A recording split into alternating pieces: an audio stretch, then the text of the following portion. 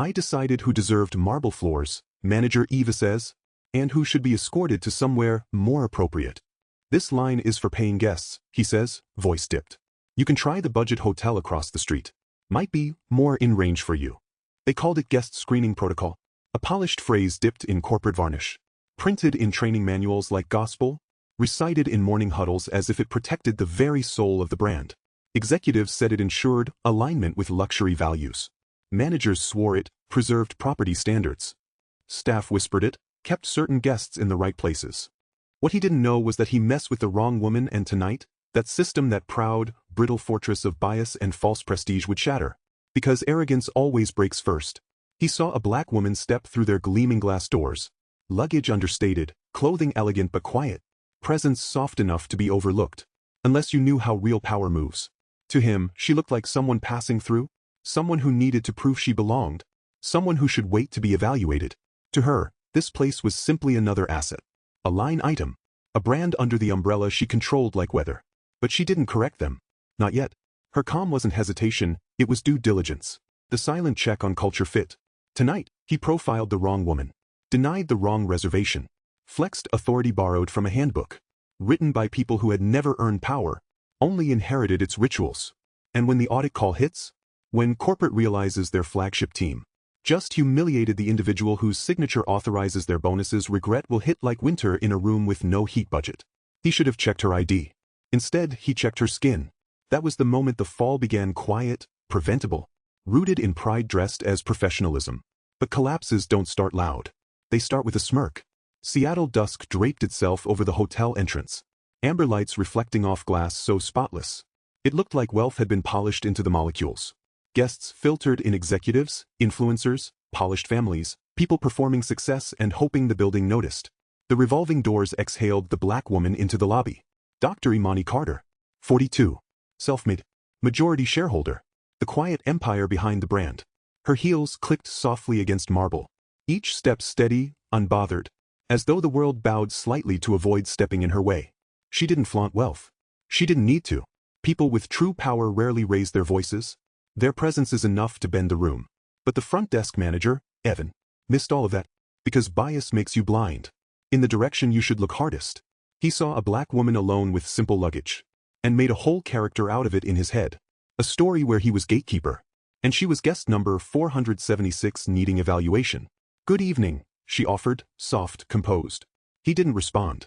He scanned her face like scanning a barcode for authenticity. And found only what his prejudice programmed him to see. Then the tone. That brittle politeness trained in corporate retail academies. Can I assist you with something? As if access were his to grant. I have a reservation, she replied. Instead of pulling up the booking, he pulled up assumptions. Name, not welcome. Process, not respect. Policy, not service. In the future, he said, leaning just enough to imply warning. We ask guests to use the side entrance if they're uncertain whether they're checking in. Her gaze didn't flinch. No heat, no reaction. Just quiet astonishment polished into restraint. Reservation under Carter, she said simply. He did not check. The computer sat idle, waiting for the humanity that never came. Instead, he lifted his chin. A gesture people use when they believe position is proof of worth. I'd like to see payment and ID first, he said sharply. Proceed. Not request. Demand. As if dignity were collateral. A couple in the lobby paused, sensing drama forming like storm pressure. Phones angled casually. TikTok loves subtle cruelty, especially when packaged in customer service posture. Evan's voice dropped half an octave, performance mode. We get walk-ins sometimes who don't meet our property's profile. Her bag remained closed. Her face, unreadable. Power rarely advertises at the door. I booked the penthouse, she reminded, tone steady. His laugh was thin and practiced, the kind that punches down, never up. We have some misunderstandings with bookings on third-party sites, he said. You might want to try somewhere better suited. Better suited. Like dignity had a zip code. A security guard watched from a distance. Radio ready, posture eager. A soldier waiting for a war invented by someone else. Then she did something dangerous. She smiled. Not amused. Where? The kind of smile that says, I've already decided how this ends. Would you like the corporate booking office to resend the confirmation? She asked. He exhaled a small laugh, like she'd suggested calling the president. Ma'am, let's not escalate. That's when his radio buzzed. A timing so poetic it felt scripted by Karma's assistant. Front desk manual couldn't save him now. He gestured to hold as he answered, and his face shifted within 3 seconds. Tone change. Posture change. Sudden oxygen in the arrogance. Yes, sir. Right away. She's here? In the lobby? His eyes darted to her. Recognition didn't arrive yet, but fear was checking in early. He hung up, suddenly polite. But power delayed is still power lost. And this was the beginning, not the end. All right, we stay with that slow tightening. Humiliation simmering, consequences waking like a boardroom giant stretching its fingers. No rush in the blade. For a moment, the lobby held its breath. Evans straightened his tie, not for her, but for the voice that had just cracked through his headset like reality punching a memo across his face. He had spent the last 3 minutes posturing authority. Now authority was calling him back, asking questions he suddenly wasn't sure he could answer. He forced a smile that couldn't find its footing. One moment, Ms.? His voice lifted slightly on the end, fishing for a name he had already dismissed. Carter, she repeated. Not louder, just clear. The kind of clarity that could fill a conference room without raising volume. He nodded too fast. It looked like panic disguised as professionalism, which is just panic with a collared shirt. Of course, please wait while I verify your reservation. He turned to the computer, hands moving like someone who suddenly realized keyboards can bite. Dr. Imani Carter didn't move. Still posture, clean breath, quiet gravity. Around them, murmurs rippled like someone dropped gossip into the fountain. A few guests watched more openly now. Phones weren't raised, but thumbs hovered, just in case injustice needed documenting. The security guard's stance shifted. An earlier confidence drained from his face, replaced by that careful neutrality people use when they might have just misjudged the entire room. The lobby jazz music felt louder. The universe loves awkward background tracks. Evan's eyes flicked across the screen. Reservation logs, VIP flags, internal notes. Then he froze. A line in the system blinked like a warning light. Owner priority profile, level black. He swallowed. Priority.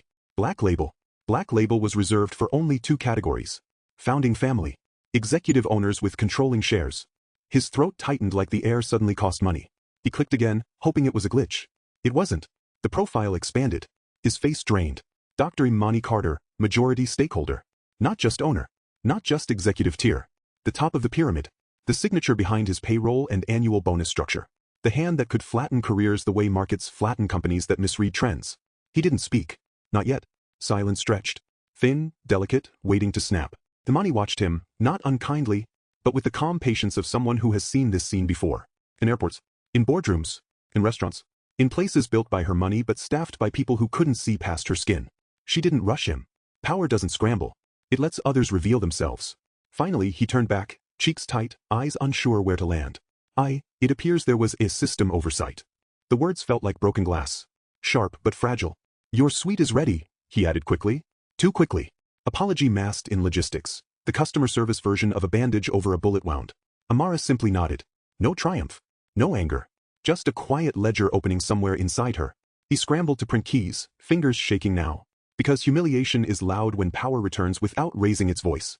A supervisor hurried out from a back office, face pale like someone heard audit and owner downstairs in the same sentence. Dr. Carter, she gushed, breath short. We had no idea. Imani turned her head slightly. Not to interrupt. Just enough to make the woman feel the weight of premature justification. Is this how you treat new guests? Soft tone. Surgical precision. The supervisor froze, apology evaporating into raw fear. Because that wasn't a complaint. That was a performance review masquerading as a question. The kind you don't talk your way out of. The kind that becomes policy change, training modules, turnover. The lobby went still again. Even the fountain seemed to pause its water midair, listening. Evan set the room keys on the counter carefully, hands placed like fragile ceramic. We deeply value your patronage, he murmured, voice suddenly so small it almost hid behind itself. Imani's eyes dropped to the keys, then back to him. No anger. No lecture. Just a look that said, your mistake already exists in the system. The consequences are in motion, they don't need my voice to travel. She took the keys without touching him. Then she said the line that didn't sound like punishment, but felt like destiny reading itself aloud. Screening is only useful when you know what you're looking for. No threat. No tone spike. Just truth, delivered like a signature. She walked toward the elevator. The lobby parted for her without instruction. Silence followed like a retainer afraid to lose its job. Behind her, Evan exhaled shakily. A man who realized too late that power moves quietly. Until it doesn't. We haven't even gotten to the corporate call yet. Morning sunlight didn't burst over the city. It slid, slow and deliberate, like glass doors parting for someone who already belongs. The hotel lobby felt different today. Still polished, still perfumed. But under the surface, a tremor of awareness. The kind that comes when a system realizes it has just measured the wrong variable. And the audit isn't pending. It's already here. Evan adjusted his tie twice before the doors opened. Not fear. Not exactly. More the uneasy recognition that yesterday he'd played emperor in a kingdom he never owned. And kingdoms, he now knows, have owners. The first person to enter was corporate legal. The second was the regional compliance director. The third was the board liaison, the one who signs things without asking twice. But they weren't the center of gravity in the room. Every head pivoted when she walked in. Dr. Imani Carter. No fanfare, no entourage, just presence. Presence that didn't seek space, but defined it. The staff froze in motion, as if luxury itself paused to listen. She didn't rush, didn't gloat. Silent dignity is its own kind of wealth, and today it carried more currency than every chandelier in the lobby combined. At the front desk, Evan inhaled sharply. He imagined apologies, grand ones, desperate ones, but none felt worthy, and rehearsed contrition always tastes like last night's arrogance reheated. Instead, he lowered his eyes, not out of shame alone, but recognition. Recognition that yesterday, he thought he was protecting a brand, but today, he was looking at the person who built the brand. A senior executive cleared his throat. Dr. Carter, thank you for meeting us on site. We've initiated an internal review and formal disciplinary. She raised one hand, a small gesture, yet the room obeyed like gravity itself paused mid-fall. No need for speeches, she said softly. Her tone wasn't ice. This was basalt, ancient, steady, formed under pressure. I'm not here for punishments. Not yet. Eyes darted. Processes stalled in the air. She continued. Humiliation is easy currency. I don't spend it. The words landed gently, but the floor felt suddenly heavier. Evan exhaled, a thread of hope flickering. I am here, she added, to observe whether this place reflects the values my name funds. A small sentence. A seismic one. Across the lobby, the GM paled. Yesterday's smirk now fossilized into something brittle. Compliance shifted, already sensing. This wouldn't be a box-checking exercise. Dr. Carter walked the space with unhurried precision, each step a reminder that authority isn't loud. Authority is certain. She stopped beside the velvet-roped VIP lane, ran a finger along the polished counter. The screening protocol, she said, was designed to protect safety, not ego. One director swallowed. In the wrong hands, she continued, procedures become weapons of hierarchy rather than tools of service. No accusation, just truth, stated clean. Marcus felt it cut anyway, the kind of cut that teaches. Silence held the lobby in suspension. First to corporate, not him. I expect policy retraining across properties. Not as punishment, as recalibration. Then to Marcus. Not with anger, not with triumph, with sincerity that stung more deeply. You judged me by what you feared losing, not by who stood in front of you. He opened his mouth, not with excuses, but with the raw instinct of someone finally learning humility. She didn't let him finish. Growth doesn't require my forgiveness, she said. Just your commitment not to repeat what you thought was protocol. A reprimand? A mercy? And neither. Her voice lowered, intimate yet public. Exclusion dressed up as professionalism is still exclusion. He felt his chest tighten. Not from shame. From awakening. She held his gaze quiet as prayer. You can choose to be a gatekeeper. Or a steward. Then she stepped back. Today, I'm watching what you choose. No victory music. No dramatic unveiling. Just accountability. Steady, inevitable, human. Corporate tried to interject about reports, consequences, protocol layers. She simply lifted a brow. And their sentences folded into themselves like paper cranes collapsing in heat. Dignity doesn't debate. It directs. As she moved toward the executive lounge, a staff member rushed to open the door for her. She paused. Not for herself, but for the maid carrying linens, who hesitated to pass. Go ahead, she murmured. Gesture smooth, natural, respectful. Power doesn't need to be seen. It needs to be felt. The maid passed, eyes shining. Someone finally recognizing her existence as part of the architecture, not background decor. Dr. Carter stepped through the door last. No applause.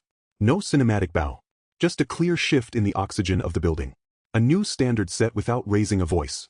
And somewhere deep in the corporate chain, bonus approvals and leadership evaluations were already recalibrating themselves around her name. Because poetic justice isn't rage.